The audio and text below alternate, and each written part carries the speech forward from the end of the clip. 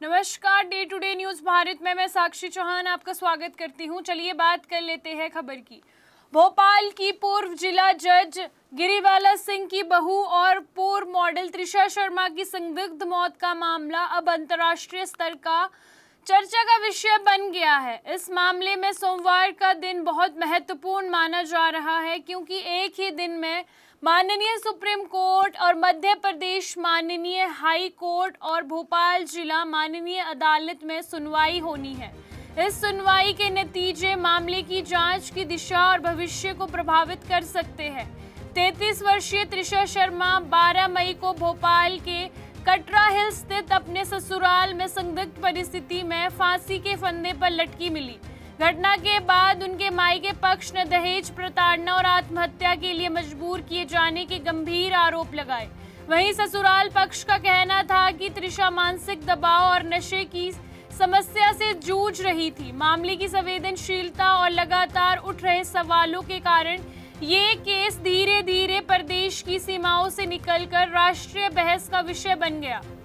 मामले में सबसे बड़ा घटनाक्रम तब हुआ जब माननीय सुप्रीम कोर्ट ने स्वयं संज्ञान लेते हुए सुनवाई तय कर दी। शीर्ष माननीय अदालत इस बात की जांच करेगी कहीं जांच प्रक्रिया में किसी प्रकार का कोई पक्षपात तो नहीं हुआ है और पुलिस व अस्पताल प्रशासन ने अपनी जिम्मेदारी सही तरीके से निभाई थी कि नहीं। माननीय सुप्रीम कोर्ट की सुनवाई के दौरान जांच एजेंसियों की कार्य प्रणाली, मेडिकल रिपोर्ट और सबूतों के संरक्षण जैसे मुद्दों पर भी सवाल उठाए जा सकते हैं। इससे पूरे मामले पर राष्ट्रीय स्तर की निगरानी बढ़ गई है। दूसरी ओर मध्य प्रदेश माननीय हाई कोर्ट में पूर्व जिला जज गिरिवाला सिंह को मिली अग्रिम जमानत को चुनौती दी गई है। राज्य सरकार और त्रिशा के पिता की ओर से याचिका दर्ज की गई है और कहा गया है कि मामले की गंभीरता को देखते हुए जमानत पर पुनर्विचार किया जाना चाहिए। सोमवार को माननीय हाई कोर्ट इस मामले पर सुनवाई करेगी। यदि माननीय अदालत जमानत रद्द करती है तो जांच पर इसका बड़ा प्रभाव पड़ सकता है। भोपाल जिला माननीय अदालत में भी इस मामले से जुड़ी महत्वपूर्ण सुनवाई होनी है।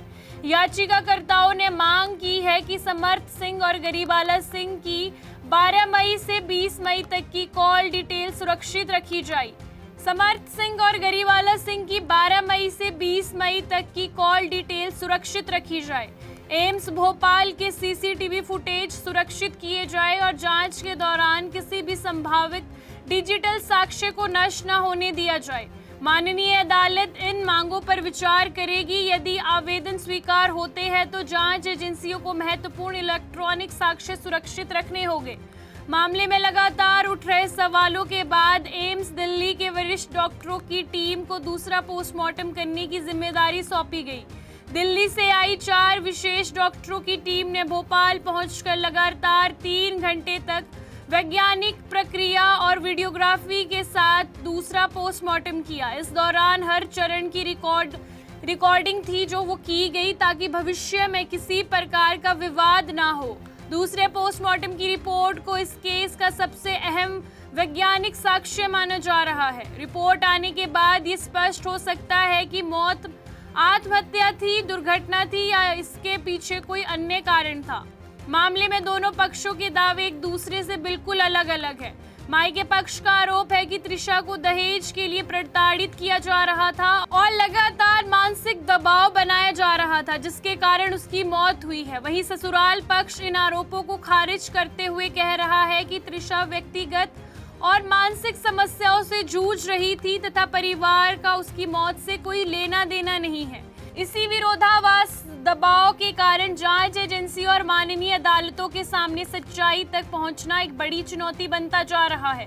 त्रिशा शर्मा मौत मामला अब सिर्फ एक परिवार, एक शहर तक सीमित नहीं रहा है। अब ये माननीय सुप्रीम कोर्ट की सतर्कता, माननीय हाई कोर्ट में जमानत पर सुनवाई और जिला माननीय अदालत में साक्ष्य को सुरक्षित रखने के लिए मांग ने इस केस को राष्ट्रीय महत्व का मामला बना दिया है। आपको बता दें कि त्रिशा शर्मा का अंतिम संस्कार 24 मई को संपन्न हो गया है। मौत के कारणों का सटीक पता लगाने और परिजनों की मांग पर दिल्ली एम्स के डॉक्टरों की टीम ने दिशा के शव को दोबारा पोस्टमार्टम किया है। दूसरे पोस्टमार्टम प्रक्रिया में पूरी होने के बाद प्रशासन ने त्रिशा के शव को उसके परिजनों को सौंप दिया। इसके बाद परिजनों ने भारी सुरक्षा के बीच भोपाल में उसका अंतिम संस्कार भी कर दिया है।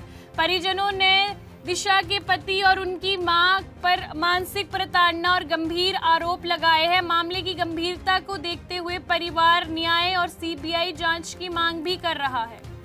यहाँ कंस्ट्रक्शन में हम क्वालिटी से नहीं खेलते हैं। यहाँ पे कंस्ट्रक्शन फील्ड से नहीं प्रिसीजन से हो रही है। तो genesis Heights project RERA approved है, एसबीआई अप्रूव्ड है, कंस्ट्रक्शन फुल स्विंग पे है।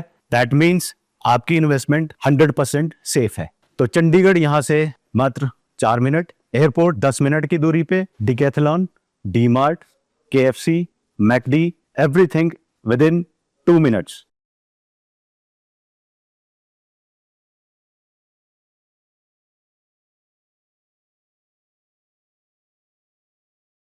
आज होने वाली 3 माननीय अदालतों की सुनवाई ये तय कर सकती है कि जांच किस दिशा में आगे बढ़ेगी, किन लोगों पर कानूनी दबाव बढ़ेगा और आखिरकार त्रिशा शर्मा की मौत की गुत्थी सुलझने की प्रक्रिया कितनी तेजी से होती है। फिलहाल पूरे देश की नज़र इस केस पर बनी हुई है और सभी को माननीय अदालतों के अगले कदम का इंतजार है। आपको बता दें कि day to day news Bharat निष्पक्ष तरीके से पत्रकारिता करता है। हमारा कोई भी रिपोर्टर फील्ड में किसी से कोई उपहार या विज्ञापन स्वीकार नहीं करता और ना ही किसी को ब्लैकमेल करता।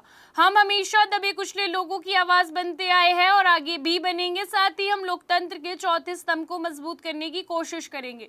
अभी के लिए फिलहाल इतना ही। देश दुनिया की तमाम खबरें जानने के लिए day to day news Bharat को देखते रहे। साथ ही हमारे चैनल को लाइक, शेयर और सब्सक्राइब करना ना भूलें। नमस्कार।